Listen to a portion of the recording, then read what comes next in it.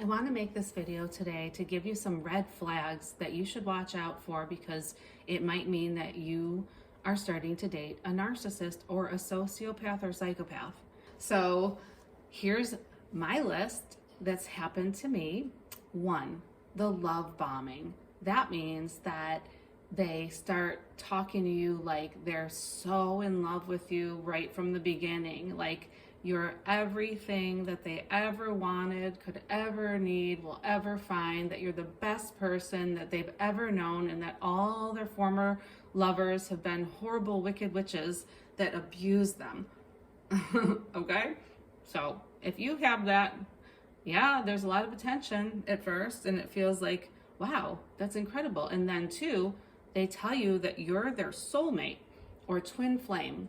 That is definitely a red flag to run away from, because chances are they told that to every other single person that they've ever met and that they will meet.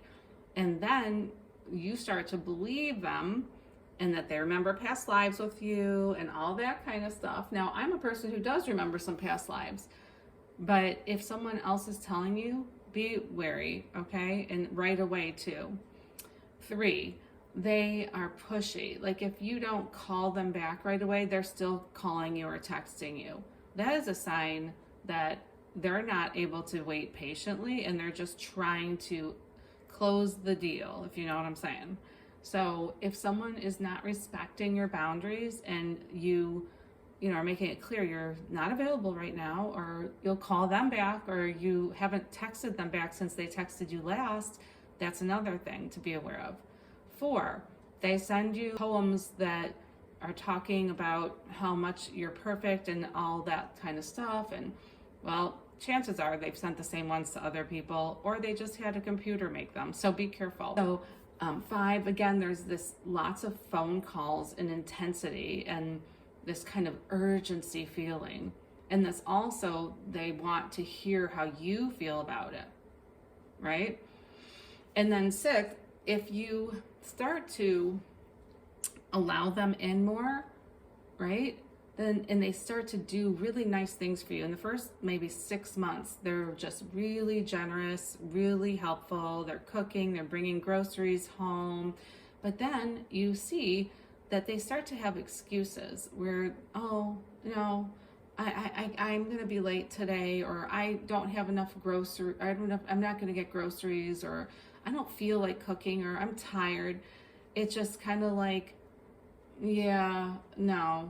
Now that's if they moved in with you. If they didn't move in with you, then all these grandiose gestures and taking you to hotels, it stops, or taking you out to eat, it slows down, or roses or whatever they bring you, it eventually stops. So this is another sign of a psychopath, covert narcissist, or sociopath, or at the very least a narcissist. Okay? So again, it's very easy to get sucked into the love bombing stage when you're being told that you're definitely this person's soulmate, because you, as a kind, normal human being, don't think that people lie. But people do, and they will do anything to get in somewhere that they want to be. Now, it could literally be that they've targeted you because you have a warm home. I'm not even kidding. It's sad, but there are people that do this. It could be that, yeah, they think you're pretty and you're kind, and that you're just gonna, be their, masseuse and cook, and the person that listens to them. So you got to be careful. You don't want to find yourself doing more for any man that you're dating, ever. Okay? It needs to be, and I'm not saying that people should, count like how much I did for you, how much you did for me. Okay, no, but if it's so severely imbalanced, then you need to stop and look and say, what is going on here?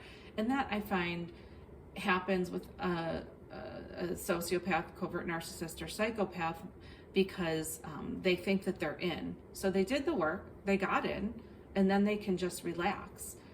Now, they can't keep up the mask. That's the other next one. I don't know if I'm on 7 or 8 or 10 at this point, but the next one is that there will be moments where they are too exhausted to keep up their weird mask of like fakeness. So there will be moments. In fact, they might look at you and say, you have no idea how smart I really am. And then all of a sudden they're back to their nice surfer boy man way. So that's another way that happens. Okay? You just have no idea who they really are, and you never will. And that's something to really be aware of. If you see different sides of someone come out, like, what's that about? Another big one is they don't want you around their friends. They don't want you around their family. Ever. Okay? Or rarely. And they monitor it really fast. And then another one is when you do meet the friends or family, the friends or family might look at you in an odd way when you have no idea why they're looking at you weird. Well, I can assure you it's because the narcissist, psychopath, sociopath has told the family or friends bad things about you that are not true. Okay? So that's another way. Here's another thing. You catch them in lie after lie and you forgive them. Don't forgive a liar. Run. Because one time, 2 times, that means millions of times. Another thing is that if you find that a person is lying about something that is, it's just weird. Like they're saying, oh, that color is pink when it's clearly teal. Like that's the beginnings of them trying to gaslight you about stuff. Okay, trying to make you question your own reality. That's another sign. Okay, I think this is a lot of signs.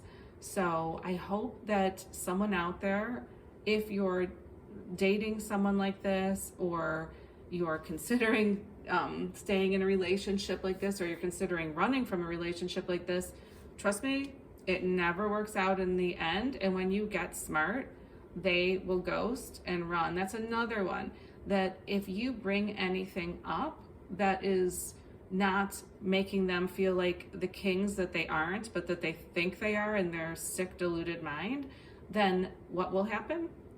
They will disappear. So you will not hear back from them. If you live with them, they'll come home late and claim they're tired. If you are supposed to have plans with them, they'll just either not show or cancel. This is all deal breakers, guys. All deal breakers. So my younger self didn't know better and dealt with that for, unfortunately, 3 years. And also, again, if you're giving and giving and giving and giving, and they're just taking and taking and taking and taking, because you're a generous, kind person, you need to wake up and say, yeah, I got to give to me and to the people who actually do love me. And that's the other thing. Silver-tongued people who will just, oh, you're so beautiful and I've never loved anyone like you, and you're my soulmate, and all the past people were horrible, and I wish I met you first, and I loved you the first time. All this nonsense. It's so flowery and fluffy. This is not a Disney animated film. Even the Disney animated films don't go that fast, okay? So beware of the silver-tongued person who wants to reel you in and make you feel great, only to try, unsuccessfully in my case, to break you and make you doubt yourself and put all your focus on them and lose sight of your own life. Okay, it's a very, very destructive thing to do. So I hope you guys, if you're in this, get out of it. And if you're not, I'm very pleased. So just, if you're in the dating world, let these be a reminder of what to run from. Okay, I have learned my lesson, and my door gets shut real fast in anyone's face. I don't care how good looking they are. I don't care how successful they are. If any of those things come up, bye-bye, I'm out instantly, because I trust my intuition now. My intuition. They will try to make you doubt it, but you got to trust yourself. And if something seems too good to be true, it usually is. A real relationship takes time. It takes patience. It takes commitment and respect. Yes, love, but not this rushed, crazy pace that all narcissists, psychopaths, and sociopaths tend to want to do to reel their victims in. Unfortunately, there's a lot of very sick people that will do this and take advantage of you, allow you to fix everything in their life with them, which is something you have to look at yourself about, which I used to do, be a fixer and helper. But in a romantic relationship, it needs to really be equal partnership. And obviously, you don't want to date someone who is a train wreck and who needs help just getting the basic needs met in their life. Sometimes we don't make the best choices, but everything that happens to us happens for a reason, and we get stronger. And my experience with the covert narcissist psychopath basically made me realize how much energy I was putting into others and not myself. If you have a self-love deficit because you're overgiving and that's how you were raised, you think you're supposed to give to everyone but yourself, then you realize it and you say, you know what? I'm gonna start giving to me. And once you do, you start loving yourself. Oh my God, everything changes. I dropped now 20 pounds. I'm not kidding. The more I love myself, the more the weight just falls off. And I started taking better care of my finances. Everything has changed. My friendships have changed. The people I will allow in has changed. It's all better now. I'm telling you, you have to love yourself. And then these people will realize that you're not the victim for them, and they will find someone else. And you know, I wish all the people out there who are current victims right now, I wish you lots of self-love, because that's the only way to get out of this, until you're just beaten down so much that you finally realize it and then you make a change. It's self-love will help you through it, as well as the tools I just put out in this other video I made. Tools for self-awareness, I think. Something about against narcissists and so you can look it up. I'll link it here. But it's helpful stuff.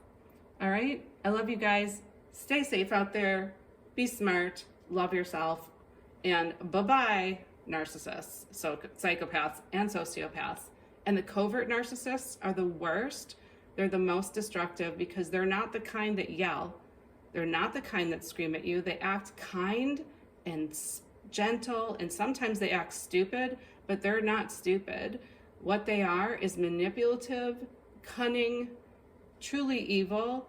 And I hope that if you are listening as a psychopath, sociopath, or covert narcissist or narcissist, that you realize that your life will never be good, because inside of you, the shame that you live with is going to eat away at you, and you need to change your ways. You need to change your ways, because it will never improve. Your little games will not improve anything in your life. You will never be happy. You have to change your ways and stop hurting people. Everything comes back. Karma is real. Lots of love, you guys. Take care.